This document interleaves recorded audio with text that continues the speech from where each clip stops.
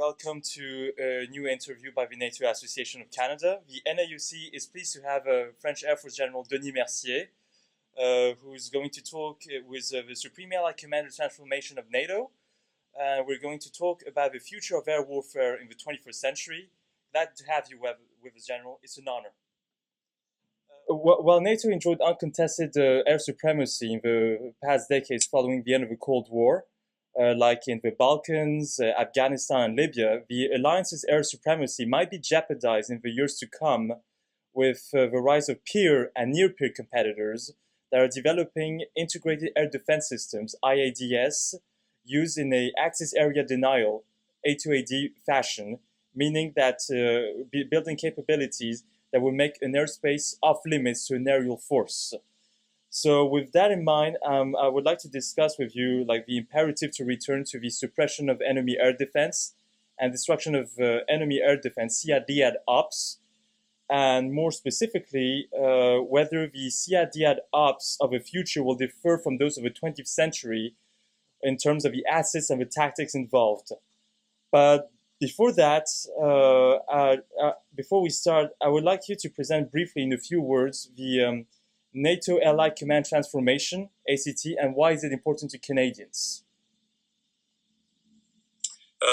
In NATO, we have two strategic commands, and one Allied Command Operation is in charge of the current operations, with us in support, and especially we support with the innovative ideas and how we can think differently to deal with some of the challenges that we meet in the theaters of operations. And we have ACT who is preparing future operations with the UN support. So this is our role to look at the future, but when I mention the future, it's for the operational concept. Try to see what are the breakthroughs that will change the nature of warfare in the 15 to 20 years ahead. And 15 to 20 years ahead is not really the future, it starts today, because this vision should lead the NATO functioning process that leads the nation to deliver the right capabilities to tackle the future challenges. That also concerns lessons learned, it concerns exercises, it concerns innovation, it concerns development of the capabilities, relation with the industry, and partnerships, which is some form of role of a joint warfare command, or if we had it in one of our nations. Why it is important for Canada? It is important for all the nations because we have ahead of us, and you mentioned that, new challenges. And these new challenges are very different from the one we saw in the 20th century, because of the integration of the system, because of the technology, because of the access to technology for even non-state actors.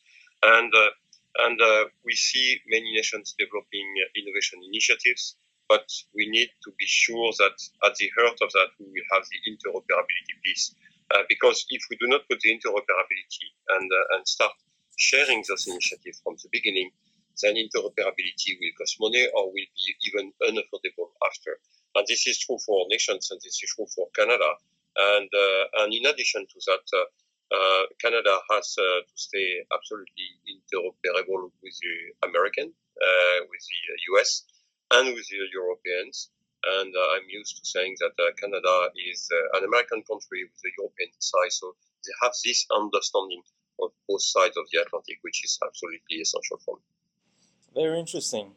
Now let's delve into the subject. With the emergence of new radar technology able to detect stealth fighters, it has been argued that stealth isn't a silver bullet anymore. Can you explain to us what this new radar technology is? There are different technologies, and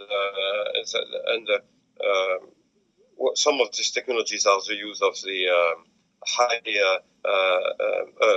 of the low frequency surveillance active antennas, and these are some technologies we see now emerging, and we see that in the ground system. But we see those technologies equipping now some of the aircraft, especially on the Russian side. But this is not limited to that. I have always been a strong believer of the passive radars we choose a totally different technology on which the stealth capacity of the system is less efficient.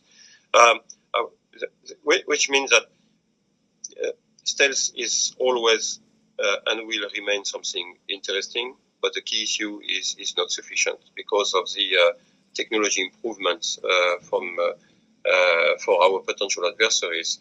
And the key question will be how we integrate different technologies in order to face, in order to have the possibility to neutralize any kind of systems. And it will be key. But for your specific questions, we have already technology that are not emerging. They are here. They are improving, and they will. I think about the passive radar. They will be very soon in the kill chain. All right, I see. And since the penetration of enemy airspace with stealth only isn't an option anymore, some argue that it requires the return of SACT ops with a strong electronic warfare component. How does NATO define SACT ops? In fact, what we do in NATO is the key issue is we are not nations, so we are not focusing on specific capacities. Again, what we try to define is what is a problem, and we have defined that, and this is the role of ACT. And what is the problem? What is the environment, especially for the, let's say, 15 years, 20 years to come, and how we can deal with this environment, and how we are sure that the capabilities we develop today will be able to tackle these challenges at this time. And for that, we are working with the industry, and we need to put the problems on the table. And regarding the question of the SEAD and that, the first thing is not to look at the suppression or destruction of enemy air defense, is to really look at the environment. What are the technologies we have to face? How we understand that, and based on that, what kind of architecture we can oppose to those technologies, and then we'll have to wargame these architectures, and finally that will give us solutions. But if we start thinking about solutions in the way we did before, we will be wrong. So the key question is a good understanding of this environment, and then what are the different architectures, and something which will be essential will be that will be data. How we get the appropriate data on these adversaries, and including real time on theater of operation. How we fuse this data, how we redistribute them, and to whom. And that's a key issue before we start thinking about SEAD or DEAD. Oh, I see. Well, actually, concerning this, like the fusion and sharing data, doesn't that present more of a risk for like cyber attacks, disrupting those communications? The risk is even bigger. And what does what kind of countermeasure could be envisioned in such a network-centric warfare? It's interesting your question, because when we are talking about data, we are always looking at the risk, and we never look at the opportunities. And data is really, in the 21st century, whether it is the civilian world or the military world, is really the strategic resource. Mm-hmm. And we need to understand that. And we have civilian companies that have outpaced our understanding on this importance of data collection and distribution, and this is important that we deal with these companies, and the cyber issue is one part of it. So, but your question is very interesting, because that means what? That means that when we deal with the complexity of this kind of scenario, anti-access area denial, and a major joint operation against a peer competitor, we need to have an all-domain approach. The all-domain approach is not only how can I do SEAD, or this is air, land, maritime, space, which is huge, which is a huge domain, and I strongly believe that the importance of this domain will get higher and higher, and cyber and information operation. How we integrate all these domains together, and especially the cyber domain. And there is a risk. There are risks associated with that, but there are many opportunities as well, and especially on offensive cyber for integrated systems. Oh, I see. And regarding electronic warfare, like jamming, many people they argue that it's once again necessary, and with the advent of ASA radars that have low probability of intercept, since they don't use much power and they're capable of waveform modulation and frequency hopping. How does that new jam? How does jamming works against that such a technology? Um, all these technologies are very interesting, and they are continue, and we continue. They continue to evolve, and they continue to have a new technological even breakthroughs ahead of us. But no one technology will be sufficient. And regarding electronic warfare,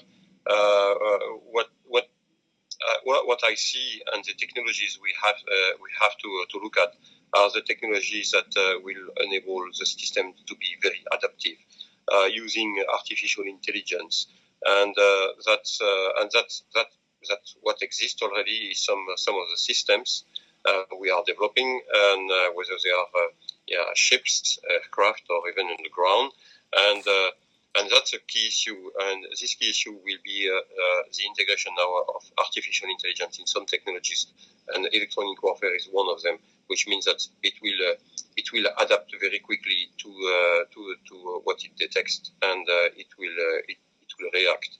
And these are the technologies we need to look at absolutely for our systems. Yes, and as actually a follow-up question to that, since the jammer that, well, they do call this cognitive electronic warfare, that's the term they're now using. It's exactly what I mentioned, yes. Is, well, it will, in the near future, will probably be in a podded version, like under the wing of an aircraft. But can we see such a technology on the longer term integrated into stealth aircraft smart skin, like the F-35, or it's technologically not feasible yet? I believe that, podded version or not, again, the technology is always surprising us. So for that, I even don't know whether it will be a pod or not something. But this is not important. And again, what is important here is the integration of our systems. What is important is the architectures of these systems, because we need to understand how the anti-access area denial systems work, how this integration of air defense system work. And depending on that, we need to look at the different operational architecture that combine the different effects, that combine different effectors, that combine different domains, and who is going to do what.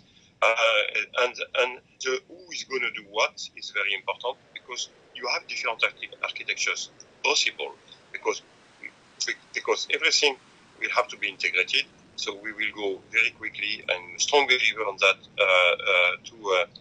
towards cloud-like operational architecture.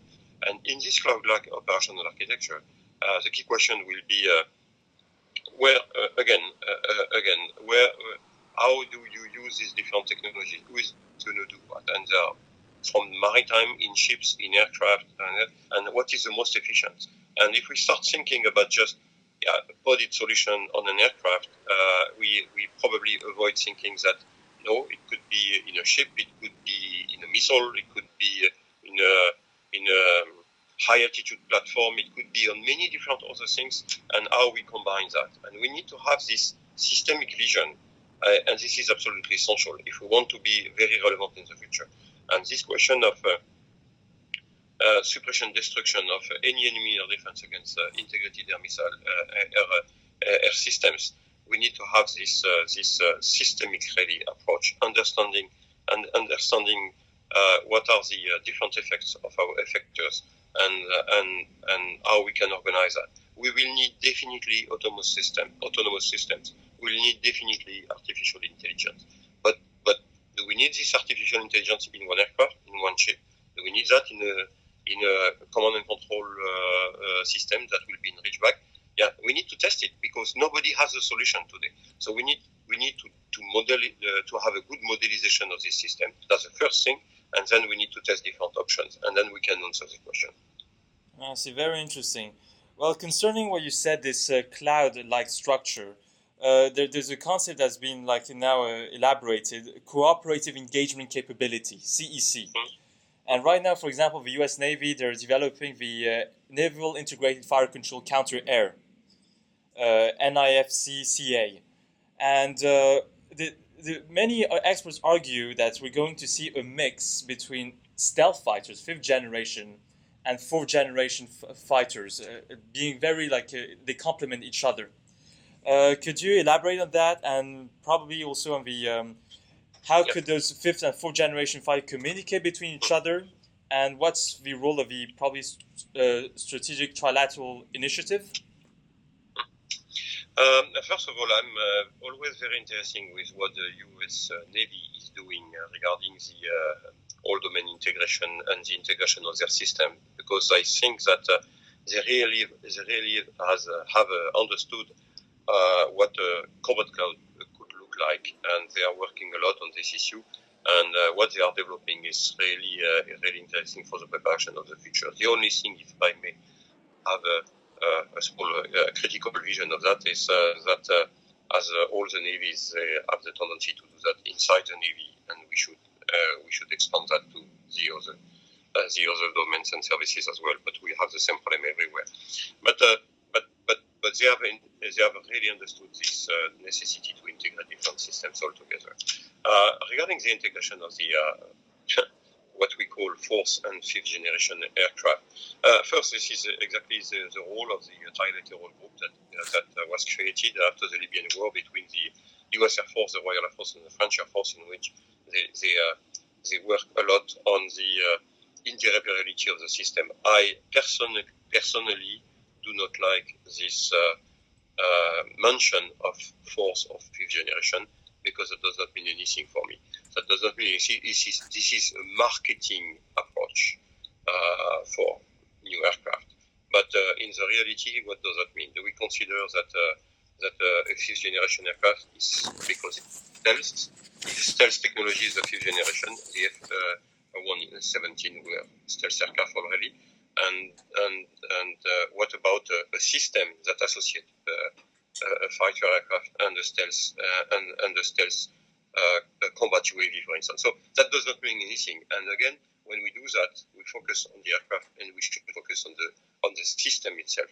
And because this is a key issue, I had this discussion with the last trilateral group, and they started looking at what are the data we can exchange, what are the interoperability we need to have between these different aircraft, the possibility to exchange information, because the L-16 is one thing, it does not equip all the aircraft, and this is for me the prehistory of the exchange of information. It's great, but this is but we can do much better in the near future. And the key question is not the integration of the aircraft themselves. The real combat system is a C4I star. So how this aircraft plus many other domains can be integrated, and we are working in NATO in the and this is what I told them on the interoperability standard. And this interoperability standard, we have a standard which is called the Federated Mission Networking. It's really the key of the interoperability for the exchange of information. And this is a spiral approach, and we need to have all the nations to provide us their requirements, because we will integrate these requirements. And the key issue is not interoperability between the so-called 4th or 5th generation aircraft. This is the overall interoperability with the command and control system that will command this. Because behind that, again, there will be the exchange of data. What is strategic is not the aircraft. What is strategic is the data. If we understand that, we will progress. If we do not understand that, we'll make a big mistake. As most of the big companies in the civilian world today, I read very recently a very interesting, fascinating book on driverless cars, and this is exactly the same thing. So those companies who are looking at the car itself are wrong. Those companies are looking at the networks that will link up these cars and what level of big data and artificial intelligence they are right. And this is exactly the same for the defense. This is what we need to understand, especially to face this kind of systems. I see. And regarding the communication, because there were some experts arguing that fourth generation fighters they communicate through data link 16, and fifth generation they have their own kind of communication. And right now, for example, the Americans are developing like gateway fighters, like with the Talon Hate pod, that is able to translate the communication coming from a stealth fighter like an F-22, F-35, translate and relay it to a fourth generation fighter. Can you elaborate on this, please? Yeah, that's a key question what you say, because again, when I'm talking about the standard of interoperability for the communication and the exchange of data, we will not reopen the systems that exist in the different nations, whether they are, again, aircraft, ground-based air defense, ships, and everything. The key question is how we have a translation that enables all the systems to communicate together, and keeping the integrity of all the systems, which have been developed by different companies, different countries independently. And we know that the technology allows us to do that.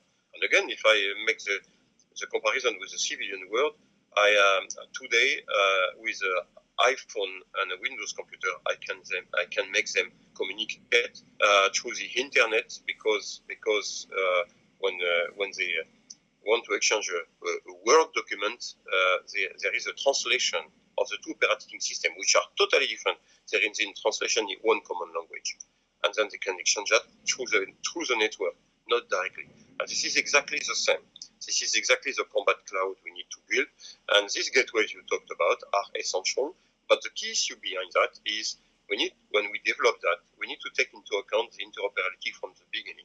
In NATO, we have one major experimentation exercise. The name is CWIX. It is conducted in June in Bydgoszcz in Poland every year.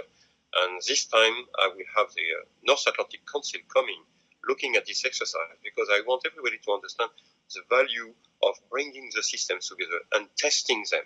Because when we do that, one of the key questions, what do we see when we do that? And this is what we see in the exercises as well. We fail. But it's good. Failure is an option when we talk about interoperability of systems. But it's better to fail in experimentation exercise than in real world.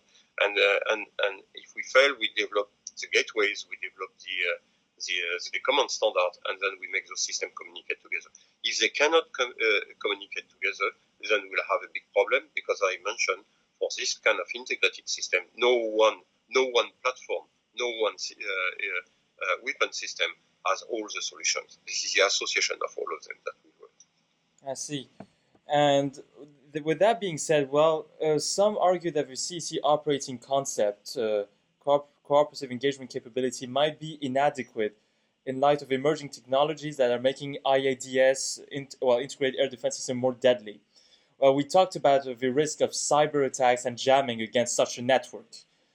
And, there's another threat also, is that the emergence of more sophisticated radar-guided SAMs, like double-digit SAMs, that have an onboard active radar within them. And how does electronic warfare work against this? Is it as effective against a active radar SAM system? Yeah. Again, it depends on what you call electronic warfare, and electronic warfare itself will not be sufficient against some of this radar.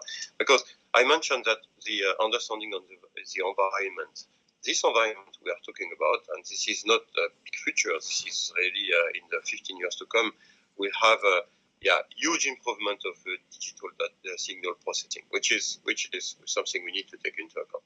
We have, and we mentioned that, more capable radars, and different radars, active radars, passive radars, with different boundaries, and that will improve considerably the detection capacities, and that will absolutely complicate the jammers.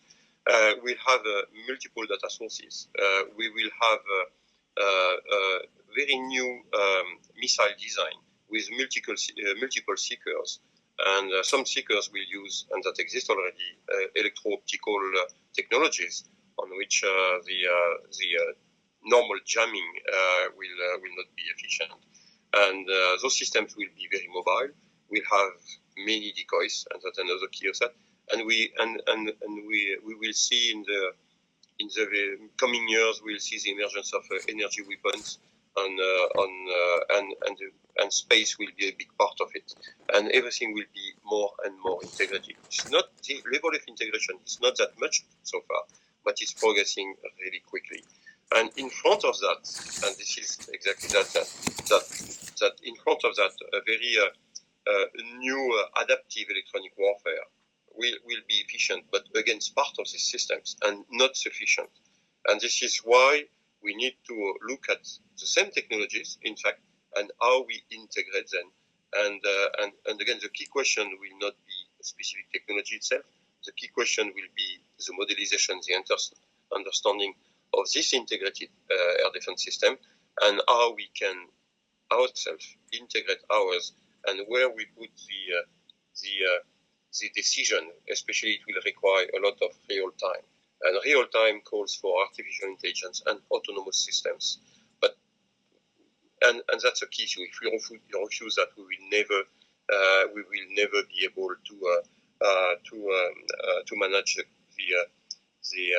efficiency of the new systems we see. So that's essential that the same technologies I talked about, we integrate them in our system, but it will not be in one system. It will be in a combination of different systems. And for an alliance like NATO, it's more complicated because we need to look at what exists in the different countries, and we need to share the long-term plans, long-term 15, 20 years of the different countries. And again, my pledge for them is to tell them, if you do not share that, you will develop them. Okay, you will not have all capacities just on your own, except maybe USA.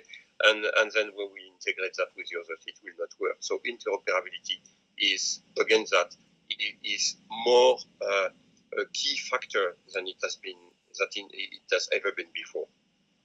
Yes, and actually, you did mention briefly about the use of decoys, and right now the Americans they're developing, and it's actually coming into production now, the miniature air launch decoy MALD, MALD, and also the electronic warfare variant MALD-J. Could you actually explain more about the use of decoys in the new threat environment, how they would actually they integrate with all those capabilities? I think that there will be probably two key factors that will be very important for our fight against integrated air defense systems. One will be to continue to have a saturation of these systems, and this is why decoys will probably remain something important. And we know that we can build decoys now with even small one and can put a lot of things on that, sensors and radar reflectors and everything. I still think that the use of decoy will be important because that will continue to complicate the understanding of the situation by our potential adversaries. That's another one that goes with the decoy is the possibility that we'll have to swarm small, very micro UAVs, micro satellites, and this swarming technology and the possibility to launch big swarms like this against this kind of systems is another technology that is developing, which is absolutely essential. We have seen that, and using very simple things, 3D printing. We have seen that developing in US with very small micro drones that can be launched by flare dispensers from aircraft. But this is the same for the micro satellites, and with all these technologies, we combine with the more traditional, let's say, platforms, we will be able to organize really well integrated systems that will be efficient. The technology is here. This is, again, the key question is how we organize it, how we architecture it, and we should really think about that. If we think about the system before the architecture, we will be wrong and we make a mistake, and have some good examples of that. And actually, concerning you talked about swarms of drones. Well, many experts argue on like man-machine teaming, but with integrated enemy air defenses being deadlier now, isn't there like a temptation that we're going to let the dangerous task, for example, of detecting at a very close range, categorizing the order of battle of the enemy IADS, and actually even like kinetic strikes against an enemy IDS, leave that to drones instead of humans that will be in a more like standoff, like far-flying, way outside the A2 AD envelope? Or is there going to be some resistance from air forces that are still in the paradigm of manned pilots? No, I'm absolutely sure that there is absolutely no resistance. And if I see in my country, sometimes the Air Force has been accused to have been resistant to the development of UAVs, but this is not the case, because I remember that we are fighting to have them, and the resistance was more sometimes from the industry side and than from the Air Force itself. So no, I think that all services have understood that we need to invest in this new technologies. And but the key issue is what you mentioned, is the interface between human and machines. We will not fight against this kind of system without autonomous system. We will not. We have to keep that in mind. Those who refuse the autonomous system, they will lose the next wars. But the key question is to what extent? To what extent? And where is the man in the loop? And again, this question of architecture, this question of simulation. I do not have the appropriate answer. We need to have good models of these integrated air defense systems, and we need to war game some of different architectures to define where we need to have a man, and where, even if we want him, is just not possible because it will be too quick, and we need to have a system reacting instead of the man. Because that's what it is about. Yeah, you have some parts of these integrated systems that you will not have time to think if you want to react quickly, and then that's a key question. And again, we need to partner with what I call non-traditional defense industries on the system, because in this question of artificial intelligence and autonomous systems, some of the civilian companies have already developed huge skills that we do not have in the traditional defense industry. And this is what we will do in my headquarters anyway. We will organize many different events now, looking at some very specific problem, and try to associate traditional, non-traditional defense industry, because we need to extend our ecosystem to see the range of the possible for the development of these new integrated systems. Yeah, and with that in mind, what is the promise of hypersonic weapons in countering integrated enemy air defense? I am a big fan. You understood that I am a big fan of the equation of data, because I think this is a strategic resource. I have always been a big fan of the hypersonic systems. And I was when I was at the head of the French Air Force, and we developed first studies regarding that. Why? Because speed in the past has always been a real factor for surviving. However, and this was why the US developed the SR-71, and this was why we developed we developed aircraft at this time that were able to be bi- or tri-supersonic. The key question is the technology did not allow us at this time to go further than Mach 3, and because of that,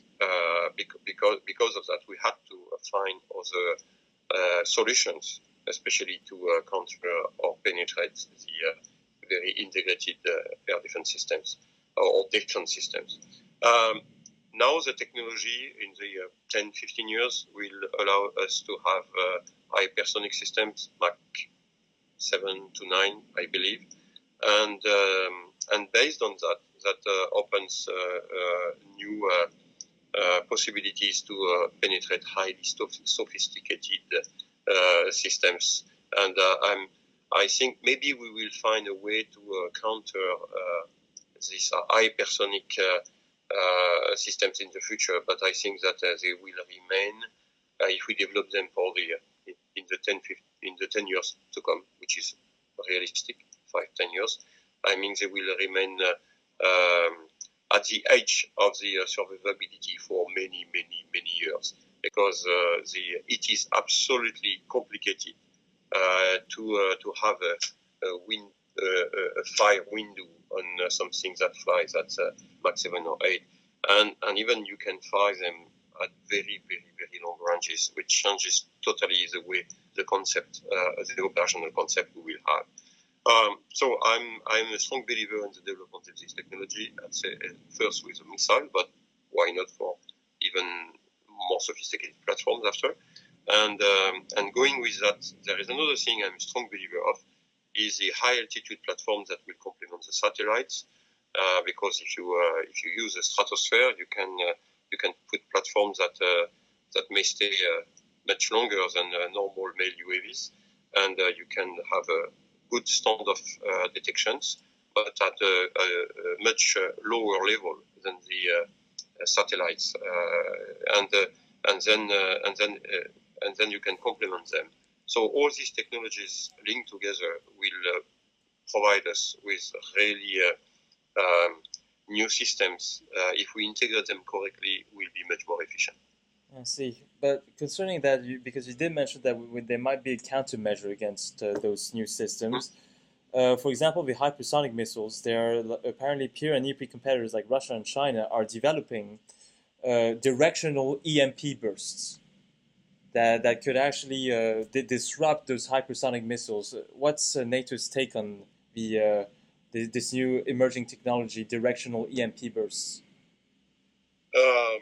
These are technologies and again, the best way to understand those technologies is to develop those technologies ourselves and to see. But with this kind of thing, what is interesting is what I mentioned is first, this technology you mentioned, we need to make good assessments of their effectiveness against, for instance, hypersonic. But the second thing is,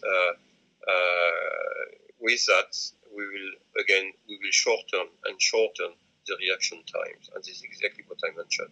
So behind that, we need to continue to develop this autonomous system, because men will not have time to react. We will need a huge level of autonomy, I believe. Yes, I see. And one last question I'd like to ask is, concerning the air, we talked about, there's the ground component of the enemy IADS, but there's also the air component of it. And the maritime component. And however, air near peer competitors like Russia and China, well, especially Russia, they developed fighters that not only have like high frequency targeting radars, but they also integrate low frequency radars into them. And that's like, for example, the Flanker family has it, the Sukhoi T-50 PACFA has it, and low frequency radars have not been integrated onto Western fighter jets yet. They mostly still rely on airborne early warning and control aircraft for this kind of capability. Is there any possibility later on that Western countries, like member of NATO, will integrate low frequency radars within fighters? The problem is with the peer competitors is when the technology is there for one, it's probably there for the others. But I will be back on what I said regarding your question. Is it depends on how we see our architecture. Do we want really to integrate that in one platform, or can we make our systems cover all the spectrum and the boundaries, and that's another option for that. So, to give you an example of that, it's for instance, my country, the Rafale is not a stealth like F-35, but the idea is to integrate it with the combat UAV that we are developing, which is stealth. but the Rafale does things, especially low level, and things that the F-35 does not do. So this is what I mentioned. This is not one platform. This is a combination of platform, and you have different architectures, and you can make different choices. Those different choices are relevant, providing that you are interoperable, which is the key of it.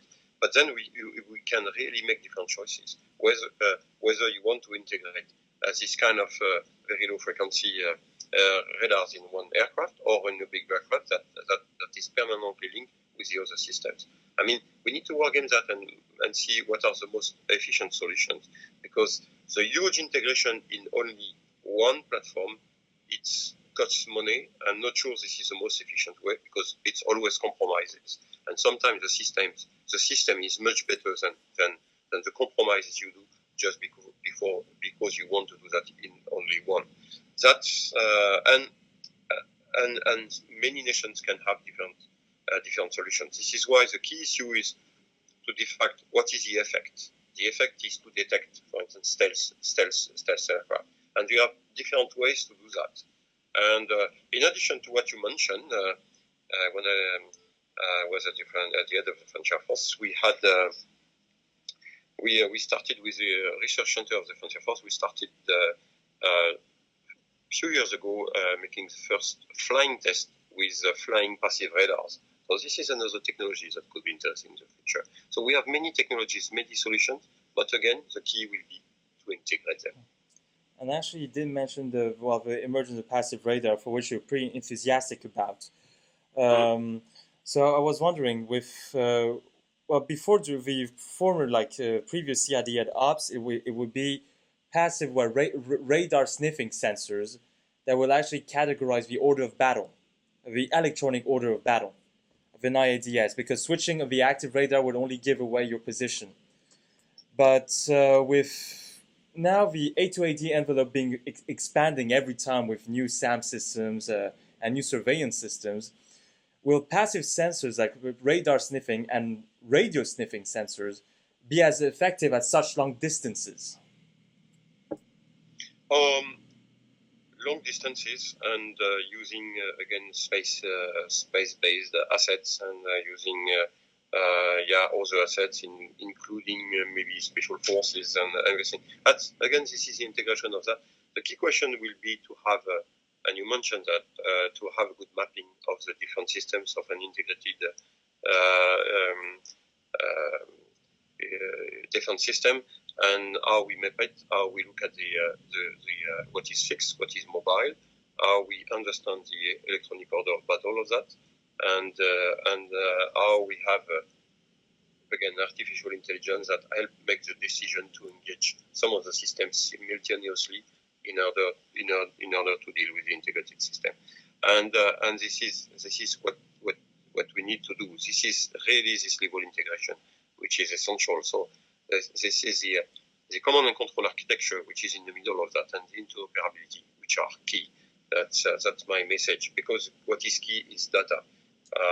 And the data we get from our intelligence, even in real time. How we get it, how we fuse it, where we fuse it, and where we redistribute it in order to enable the different systems to engage the different systems, and that's really the key of it. So for me, what is urgent to do is to make modelization, is to make to develop different architectures, to wargame them, and to understand how it works in order to define the level of autonomy, the level of artificial intelligence, and then based on that, we can really build different systems with different technologies. And if we do that correctly, maybe we will see that some of the technologies we see promising are not so much promising where they are integrated, because some technologies individually can be promising, but integrated in the system, they can be less promising than others. And this is why we need to think this way. We need to think system effect. Well, thank you very much for your time, General. It was an honor having you, and we thank you for answering our questions. It was very informative. Thank you. Thank you.